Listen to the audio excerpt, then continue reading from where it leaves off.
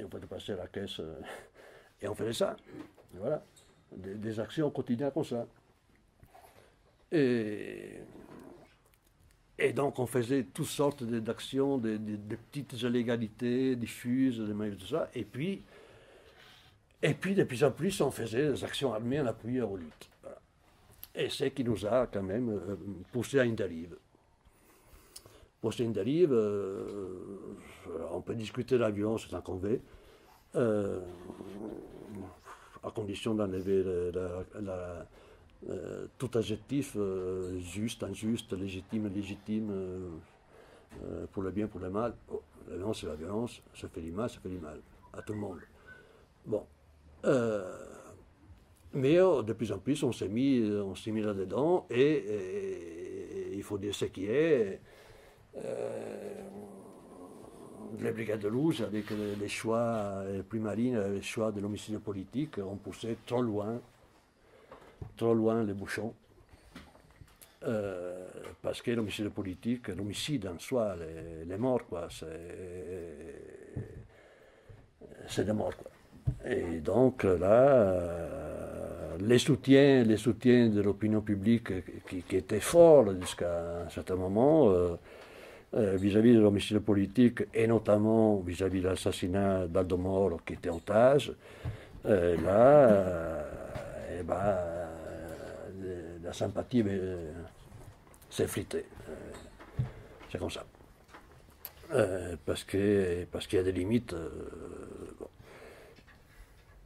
Ils ont fait un martyr aussi, non? Comment? Les médias ont fait un martyr immédiatement.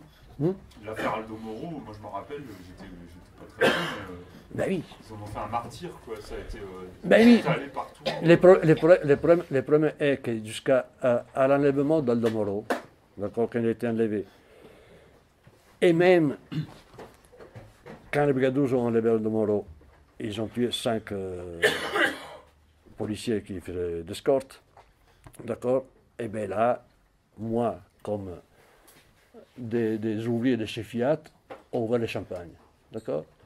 Quand Aldo Moro a été tué, en tant qu'otage, pas dans la rue, pas protégé par les flics, en tant qu'otage, et là, il fallait se taire. Il fallait se taire, tu ne pouvais pas le mettre à fraise. Tu ne peux pas défendre ça. Tu ne peux pas défendre ça, tu ne peux pas défendre l'assassinat d'un otage. On n'a jamais su le format de l'histoire. Alors, parce qu'il y a quand même une morale, Moi, je ne défendrai jamais l'assassinat d'un otage. Alors, les brigadeurs se sont fait prendre dans cet engrenage d'action-réaction, et évidemment, tu poses un ultimatum, les autres te cassent la figure, et là, tu dis, ben, moi, je vais maintenir mon ultimatum. Oui, mais c'est une connerie, c'est une énorme erreur politique. Quand on sait les liens qu'il y avait avec les services secrets... Aucun. Laisse tomber, il n'y a pas de service secret. Aldo Moro a été enlevé par 8 ouvriers et des étudiants, c'est tout. C'est qu'a dit Prosper Cardinal, qui était un des membres du commando. 8 ouvriers et des étudiants qui n'avaient pas un sou au départ, d'accord, qui ont fait des soldats pour se procurer de l'argent.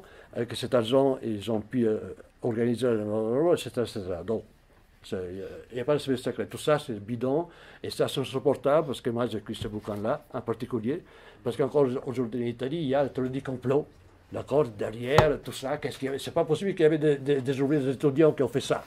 Parce que ça, c'est insupportable pour les bourgeois qui pensent que seulement des intellectuels ont une pensée qui marche. Les ouvriers, ils ont une pensée qui marche comme les intellectuels et comme les politiciens, bordel. Et même meilleurs, souvent. Et ça, c'est important, c'est ça qui nie. Et c'est un déni de classe, c'est du racisme de classe.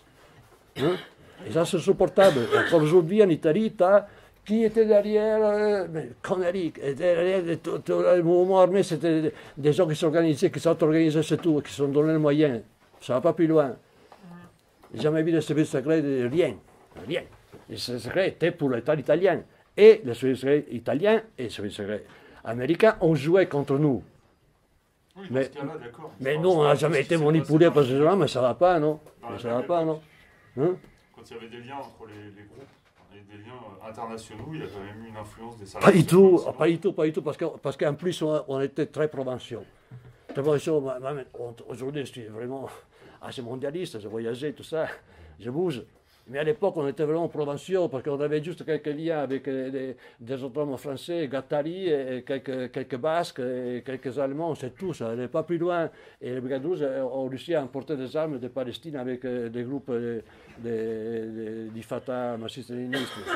Ça n'allait pas plus loin, c'est tout. Et le service secret, c'était contre nous. Jamais, jamais, jamais, jamais, jamais, jamais. Jamais tout ça, c'est la théorie composte, ça m'énerve au plus haut point. Ça m'énerve parce que c'est un déni attends, comment si j'étais manipulé par... Non, j'étais manipulé par ça et j'ai manipulé personne. D'accord. J'ai essayé de faire des m'auto-organiser, moi, mes copains, et de faire en sorte de faire marcher un projet révolutionnaire, c'est tout. Ça ne va pas plus loin. Et donc on s'est cassé la figure, sans doute. On s'est cassé la figure parce qu'on a eu contre nous la contre-révolution, qu'on appelait stratégie de l'attention en Italie, mais c'était la contre-révolution. Parce que comme en 1919-1920, quand il y a eu un mouvement insurrectionnel en Italie, ça a été arrêté par le fascisme. En 1879, on a été arrêté par pareil, un mouvement contre-révolutionnaire, avec les bombes sur les places, les bombes sur les trains, des fachos, des manœuvres, et par les services secrets italiens et américains. Là, et ils manipulaient. Mais nous, on n'était pour rien. Et ils ont fait la guerre avec des armes, tu vois, de ce style-là. Nous, on n'était pour rien. On n'était pour rien. Et au contraire, à partir de 1978-1979, l'État italien a mis en place une législation super répressive, des lois extra-droit, des prisons extra-droit, des exécutions extrajudiciaires, des tortures, etc. Et bah, vas-y, des prisons spéciales, des cases en verre dans le tribunal, etc. etc. C'était dur. Et c'est comme ça qu'ils nous ont matés. Ils nous ont matés avec l'effet aussi qu'ils ont réussi à mettre des verres à l'intérieur des groupes armés avec la haute législation hors du droit, qui était la législation qu'on a appelée des repentis. Des repentis, ils ont offert la liberté à des gens qui avaient plusieurs assassinats sur le dos. Et tu parles, tu dénonces tes camarades et tu es libre. Et ben, l'État a réussi à trouver des gens qui ont accepté de balancer en échange de la liberté. C'est dégueulasse, mais c'était comme ça. Voilà. Heureusement, dans mon groupe, il n'y a pas eu ça. Il n'y a pas eu de repentis. Les seuls qui ont un peu bavé, ils étaient un peu marginaux. Ils n'étaient pas vraiment dans les noyaux. Donc, voilà. Ça a fini par arriver. Mais ça finit par arriver, le fait que la contre-révolution a triomphé. Et quand je dis la contre-révolution, c'est qu'ils nous ont mis en prison, ou poussés à quitter l'Italie, comme moi, qu'ils ont torturé des gens, qu'ils ont assassiné des gens, la police à son froid, et qu'ils ont maté les autres ouvrières et étudiantes parce qu'ils ne pouvaient plus bouger. Parce que jusqu'en 80,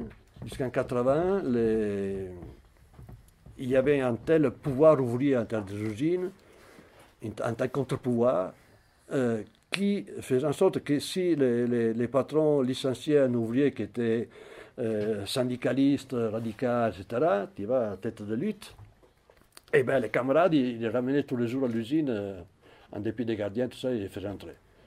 En 80, à l'usine Fiat, les patrons licencient 61 ouvriers gauchistes. D'accord? Et là, on ne les fait plus rentrer. On ne fait plus rentrer, et au contraire, les patrons arrivent à mettre dans la rue tous les cadres, pas tous, la masse des cadres de l'usine, hein, contre les ouvriers. D'accord? Et là, c'est là que c'est à la fois une attaque contre le mouvement gauchiste, le groupe armé, et une attaque contre le mouvement ouvrier, hein, total, compulsif.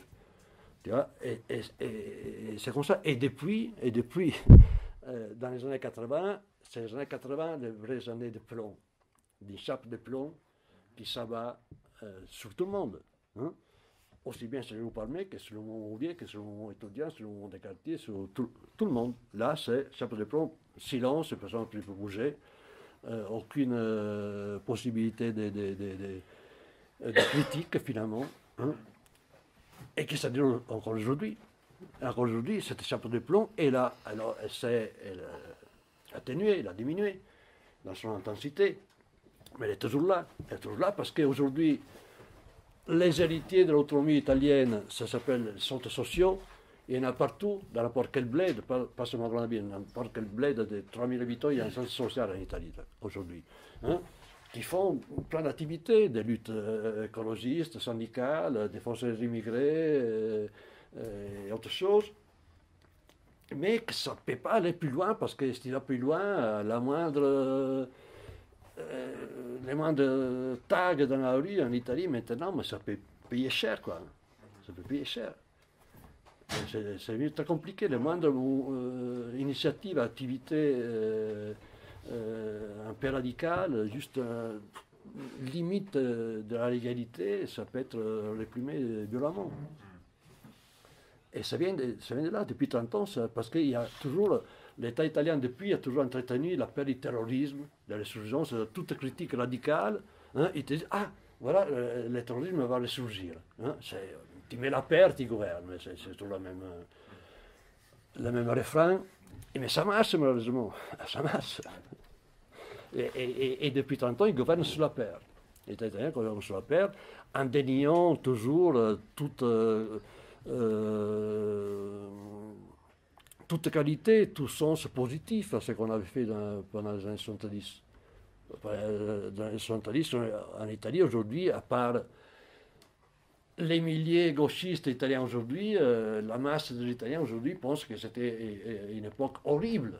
Horrible, qu'il y avait que des assassinats tous les jours dans la rue. Mais non, c'était, comme j'ai dit dans mon livre, d'abord des rêves. On était enthousiastes, on rêvait d'un monde meilleur, et on était contents, on rigolait, on avait le sourire, on était en pleine effervescence. Hein? C'était pas du tout de plomb, du tout, c'était un rêve positif. Mais tu ne peux pas dire ça en Italie aujourd'hui, tu ne peux pas. Tu dis ça, tu risques d'aller en prison pour ça en Italie aujourd'hui. Tu te rends compte? Ah oui. Ah oui, oui. C'était quoi la force de ces rêves? Est-ce que tu pourrais préciser un peu plus, je sais pas, le quotidien, l'aspect sensible un peu de votre lutte, de vos luttes? Mais déjà, le fait qu'on essaie de vivre en communauté, à tous les niveaux, et de partager tout. C'est pas rien. Alors, par-delà, c'est que chacun avait, qu'il soit fils de riches ou de pauvres, on met ensemble, tu vois.